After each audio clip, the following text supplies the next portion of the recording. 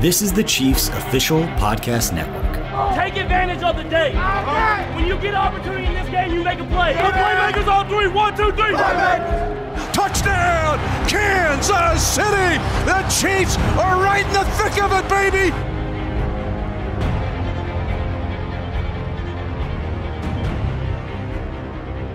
And hello, everybody. This is our spring break edition of Defending the Kingdom, refitting the backpack for the climb back up the mountain in 2020. Mitch Holthus with you, the voice of the Chiefs, along with the man we know as the Shop, or the Barbershop, or the Spider, the University of Richmond Spider, and that is 10-year National Football League veteran Sean Barber. All right, this is spring break week. This is the week everybody's trying to win their NCAA brackets, which the only one I've seen undefeated in this is my 5-year-old granddaughter. You know, it's like, do you like the Spider or the Ram? Spider. That's right. Okay, go with good. mascots. And they always win. That's you right. know, so she always takes home the money. I don't know what she's doing with it. But anyway, Cora's going to win this one too. This is also the time of year. We just began it. The crazy, what I call these, same thing like Black Friday during Christmas shopping season, when everybody rushes the store. They're going to rush the store of NFL free agency. We just had the legal tampering time, which to me is an oxymoron. Okay, it's like the legal, illegal stuff. And now we enter free agency. This is where fans go crazy, teams go crazy, they overspend for guys, but it's the rush to go pick up the newest, coolest earbuds, man. Hey, man, the most exciting part of the year, everybody's going to, when those rosters churn, everybody has these gaping holes, these things that a year ago they feel like, you know, if we were a little bit better in this one position, we would have made the playoffs, or a playoff team. If we're a little bit better at this position, we would have got to the Super Bowl. If you're 49ers, man, you're just thinking, hey, if we could have did a couple things better, we could have held on to that league and won the Super Bowl. And free agency comes. This is the time to open up those checkbooks. Hey, you're going to make somebody's dreams.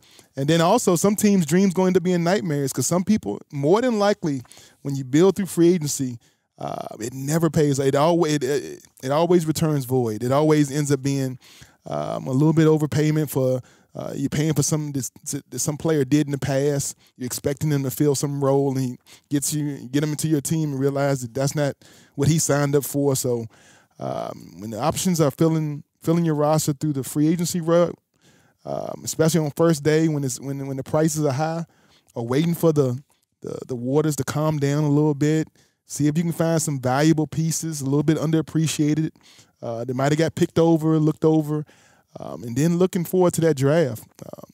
I think if you pick valuable, make smart moves in free agency, and then you attack the draft with a big board method, adding valuable players, adding the best athletes, not reaching for players to fill gaps or holes.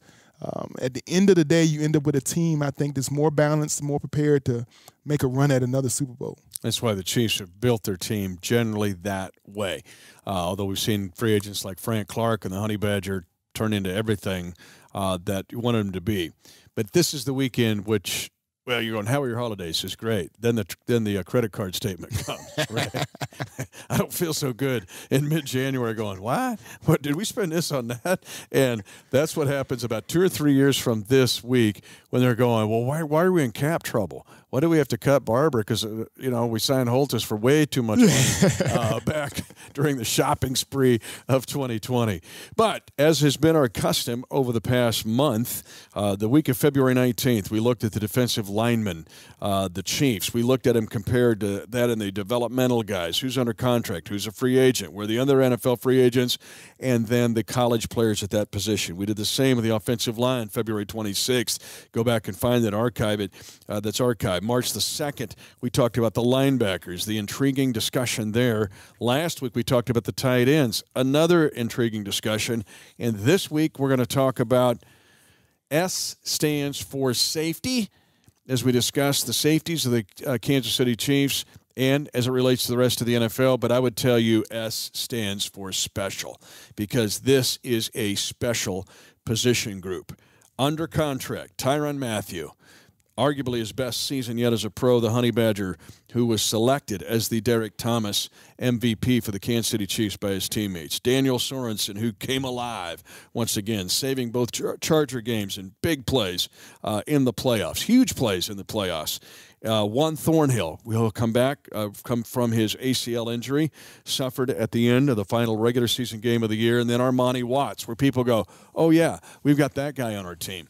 This is a special group of players with a special skill set that is strong going into 2020. Yeah, if we're not talking about the quarterback position for the Chiefs, I think when you talk about the strength of position, the conversation might begin and end when you're talking about the safety position. We got safeties that are voting for being in the running for All-Pro. The number one duo, we talk about Thornhill and Honey Badger, the number one duo in the league.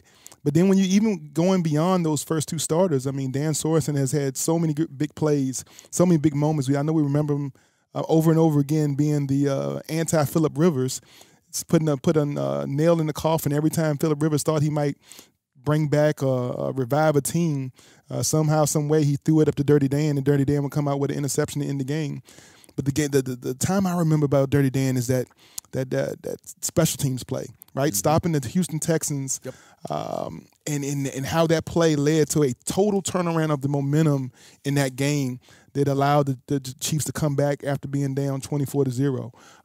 And those type of plays, being so fine-tuned and so his detail-orientated in every aspect of what it means to be a safety. When you talk about guys bringing value on a daily basis, his work ethic, his practice mentality, he's always grinding to get better.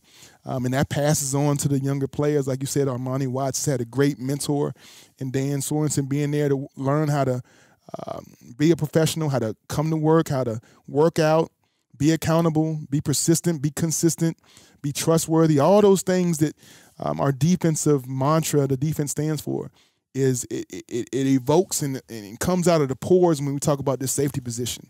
And they lead by example. It's not just a bunch of fluff and a bunch of showmanship. I mean, those guys, they speak right into the heart. They look guys in the eyes and in the expectation of this set of downs and this situation. It is what it is. We got to do this. They speak things into existence.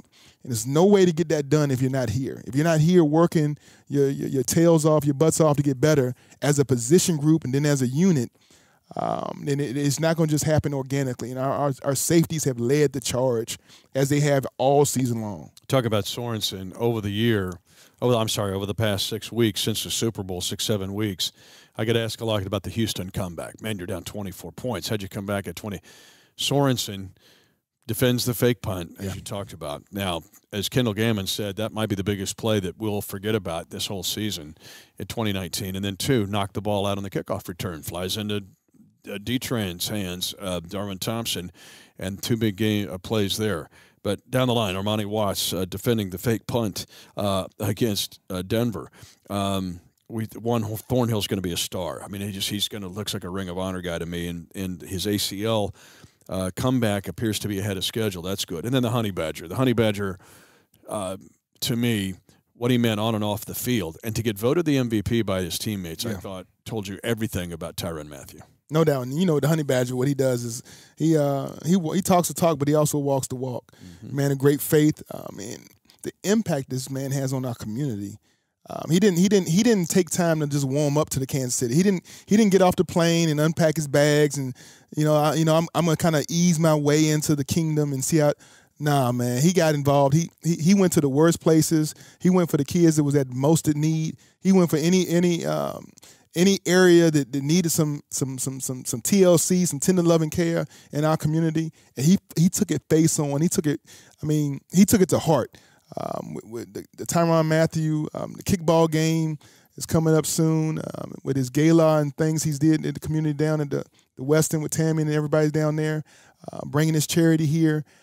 It's just an amazing amount of time and effort this man has spent off the field to help our community, and all the while putting in all the work, all the film study, being accountable to the cornerback, because this man plays every position on the field. Mm-hmm. He plays safety, he plays slot, he plays hole safety, deep safety.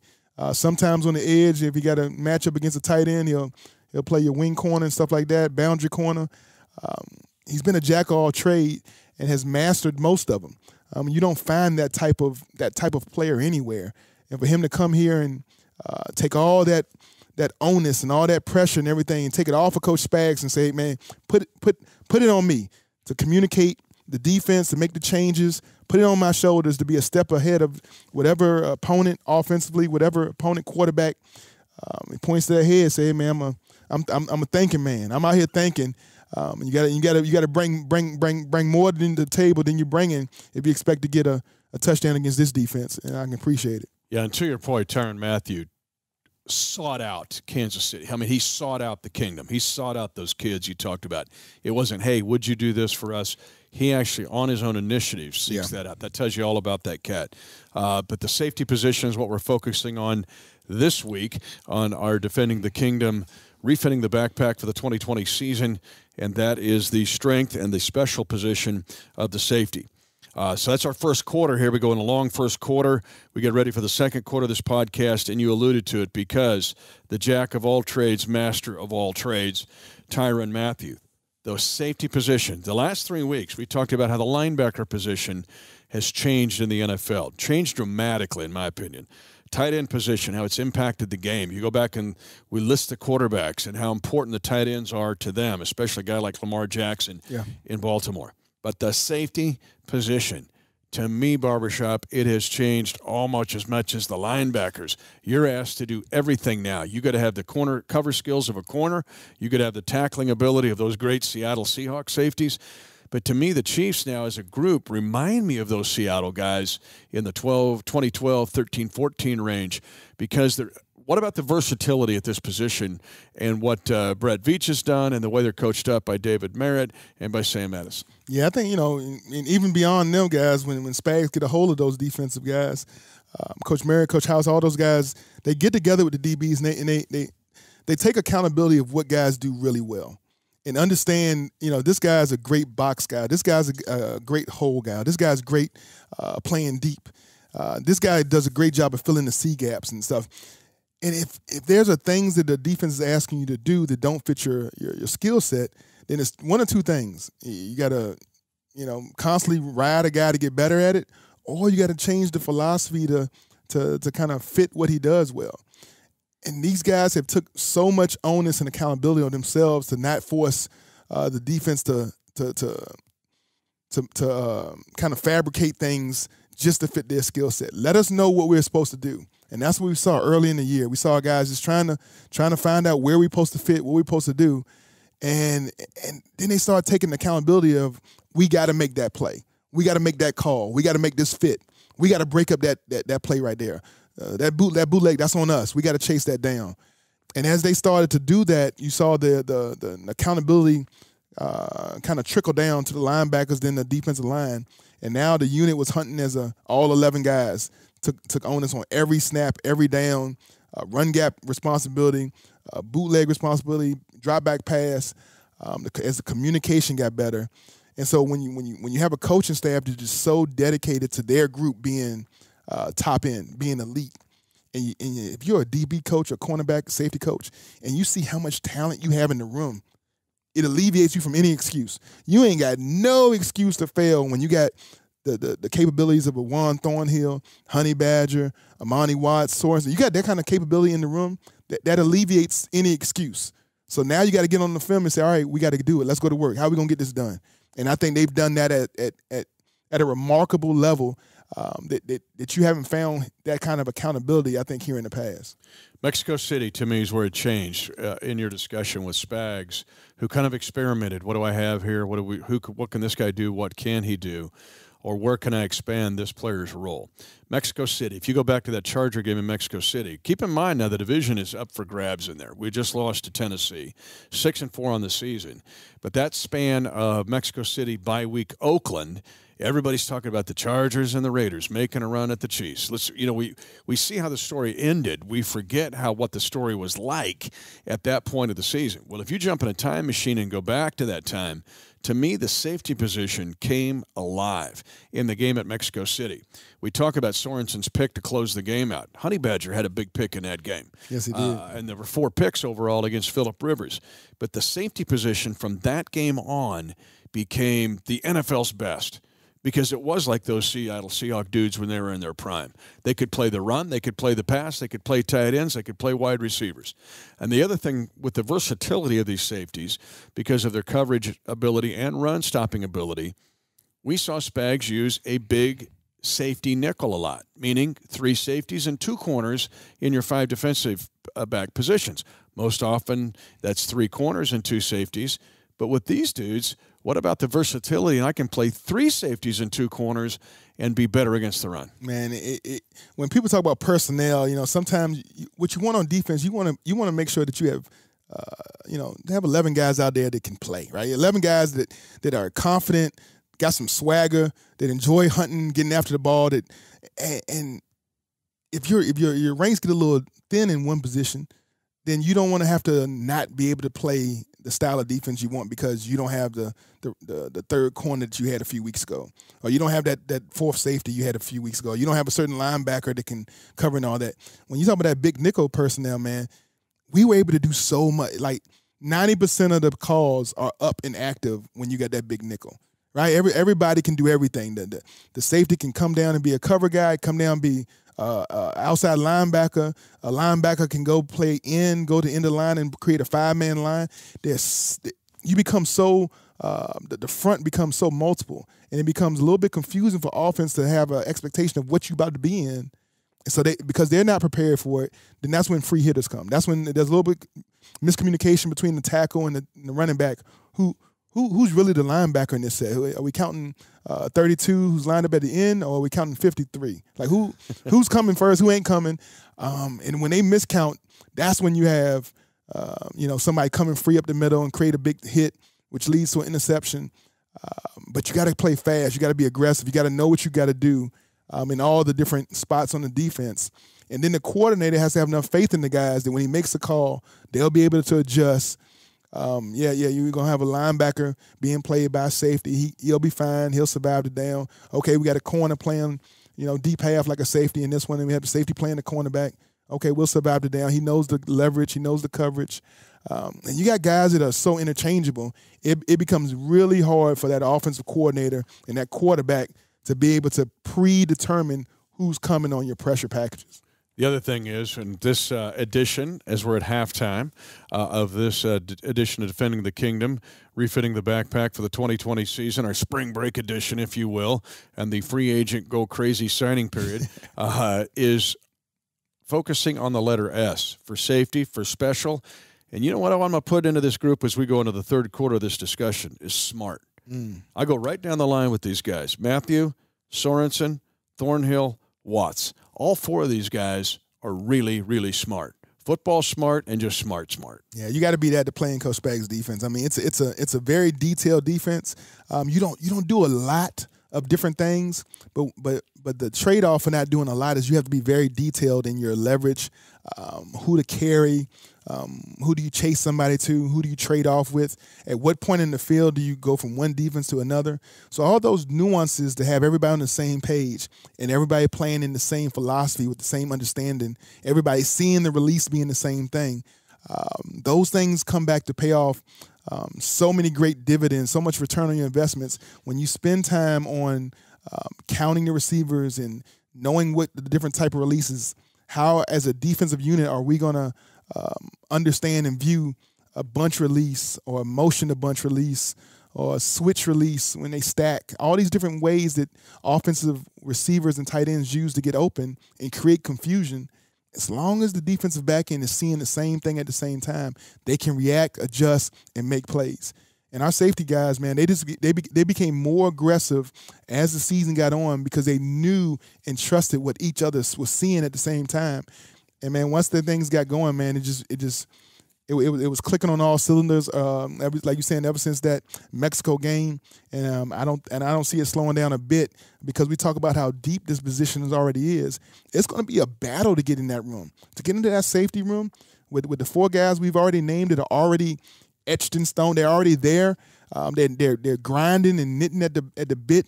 Not only to come back being another good duo, I think this team is this position. They want to be seen as one of the greatest duo. They want to be talked about in the same way people talk about Ed Reed, the way people talk about the Legion of Doom when it was Cam Chancellor and Thomas, right? Yeah. That in that era, that's the voice the atmosphere and the attitude and the ego I hear from these guys is, great. We made plays, but there were so many things that we left on the field. How are we going to get better? And it just comes back to watching the film, grinding it out, making a commitment, sacrificing one another.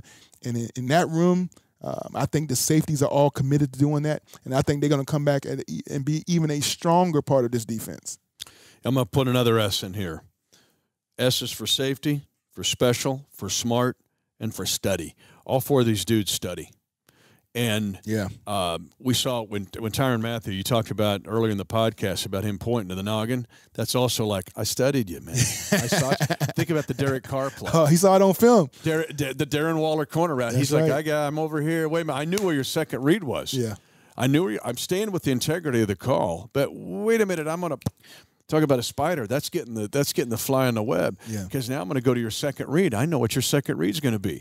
There was the picture at the Super Bowl. Tyrann Mathieu took it, and it was Dan Sorensen studying late at night in the hotel in the DB room. That's right. Looking at just more extra film. Put something else up there. What haven't I seen? Put something else up there.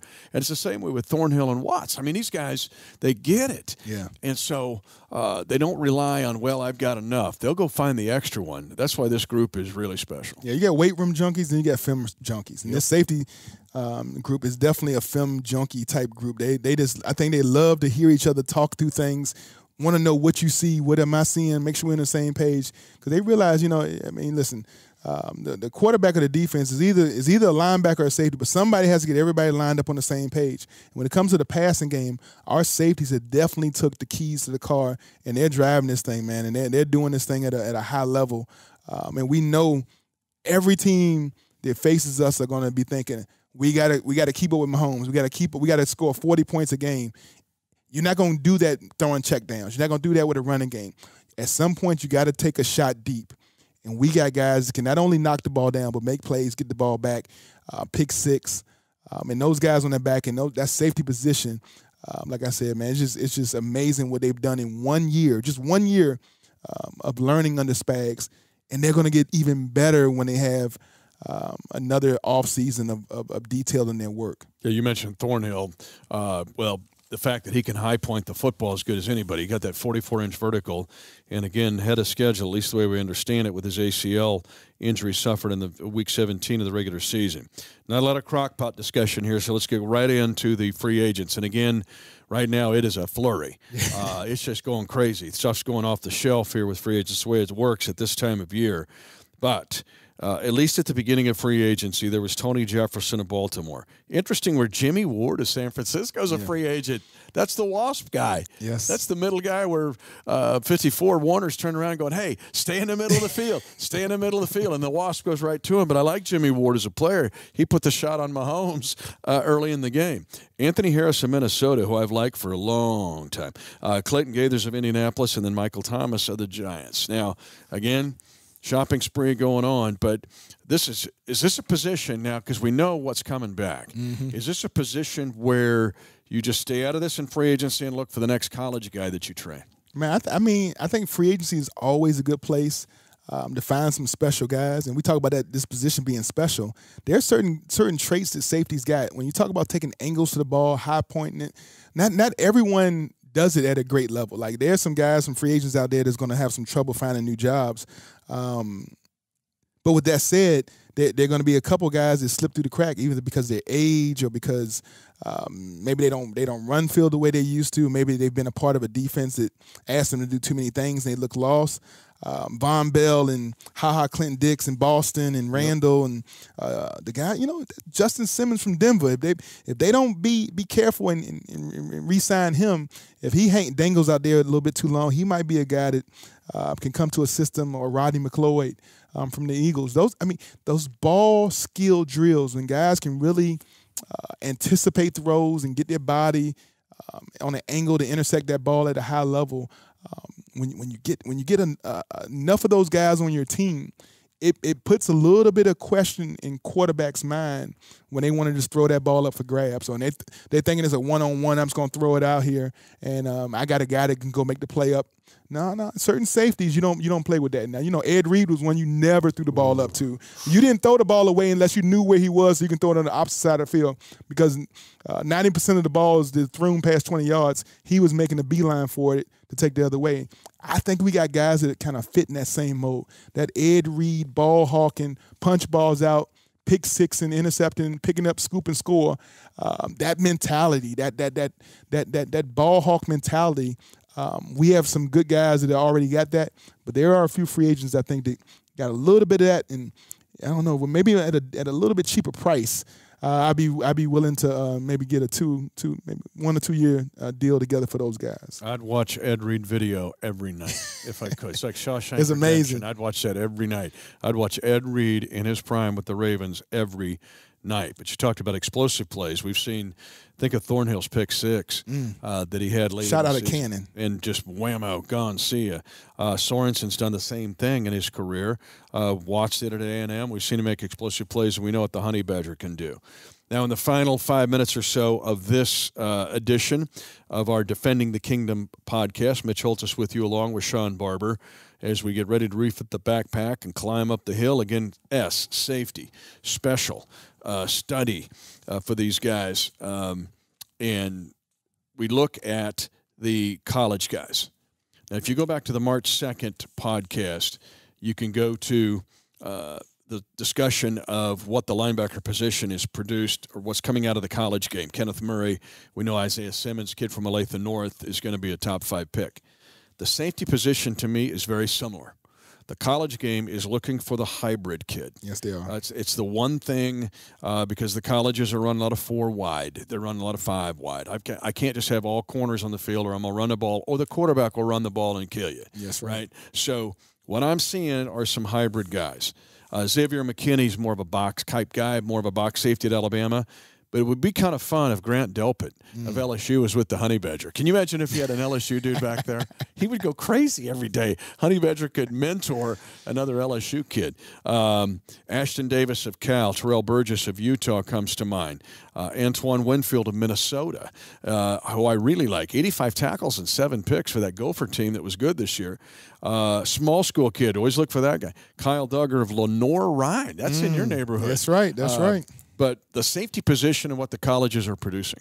Man, you talk about Antonio Winfield Jr. I mean, that guy, when you talk about the DNA, having the right type of DNA to go hit somebody, to be a striker, to be a guy who's won't take no for an answer, the guy that you ain't gotta tell him to show up for weight room. You ain't gotta he's built the right way. You watch his lower half on some of those college scouting combine replays and stuff I watched on YouTube. Man, his bottom quarter is just phenomenal. I mean, he's cut the right way, the right proportions, toes always underneath him, quick breaks, great hands, looking around. I mean, he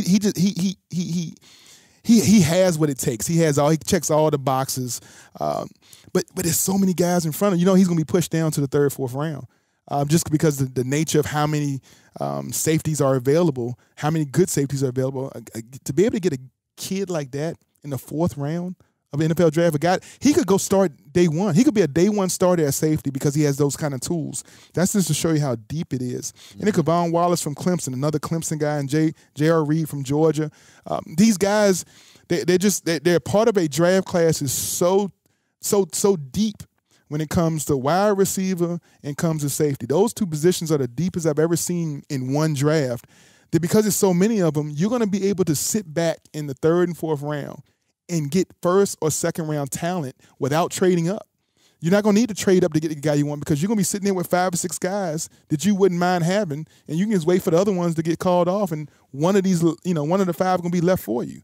And I think that's the position we're going to find ourselves in as a Chiefs organization over and over again.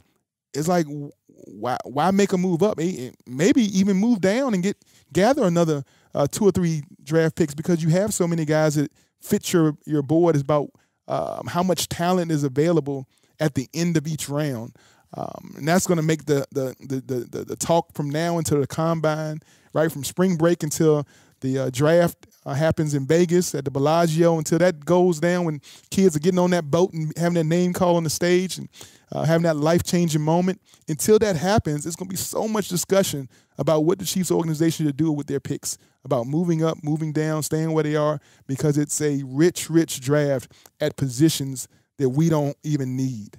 And as we close, 2 things to think about with the safety position of a player that drops to you maybe in the 4th round because of the scenario you just laid out. 1, you can get a dynamo special teams player. That's your 5th safety.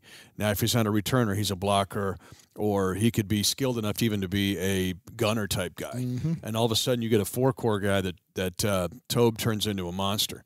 And the other part of it is think of the room they're going to go into every day. Every day. They're going to be sitting down in class with Tyrann Mathieu, Daniel Sorensen, Juan Thornhill, Armani Watts. That's right. Oh, my goodness. And they'll play them this podcast and go, here's why these guys are special. Anything they say, pay attention to and absorb it as much as you can. But the safety position, a position of strength and one to watch in this draft. Yeah, and you watch what we did in the postseason, how our safety position game after game stood up to the test of time, made big play after big play. It's a copycat league. And what you're going to see, I think, what you're going to see defensively, you're going to see more teams look for these type of safeties to fill roles where they can play interchangeable safeties, play the 3 big nickel play, because they're going to see how much success we had with it. They're going to see the success of the 49ers with what they do with the safety position, what the Minnesota Vikings do, what the Saints do, what the teams that are defensively been successful, they're not taking safeties off the field.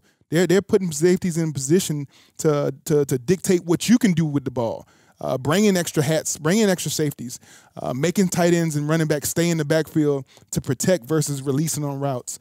But you got to have enough. And like I said, our room is full of some really good safeties, but this draft class is so deep at that safety position. I think there's going to be a lot of teams really happy late in the draft by picking up some really quality players, some really quality all-around athletes at that safety position. All right, Shop. Enjoy your spring break. Enjoy your bracket. You're not a grandpa yet. If you are, I hope you can beat your granddaughter, because I can't. She'll wipe me out again. Dayton. Say Dayton Flyers. Dayton Flyers, baby. Flyers, baby, all the way. UD.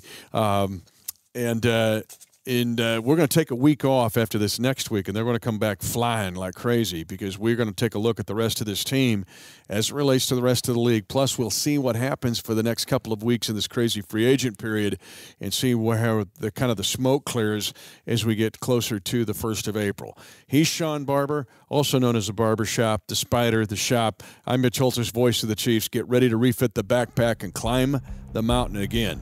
One sharp item you got in your backpack for that climb, you got a great group of safeties in the Chiefs Kingdom. Thanks for listening to the Chiefs Official Podcast Network. 10, 5, touchdown! Lock it down! And the celebration begins at Arrowhead.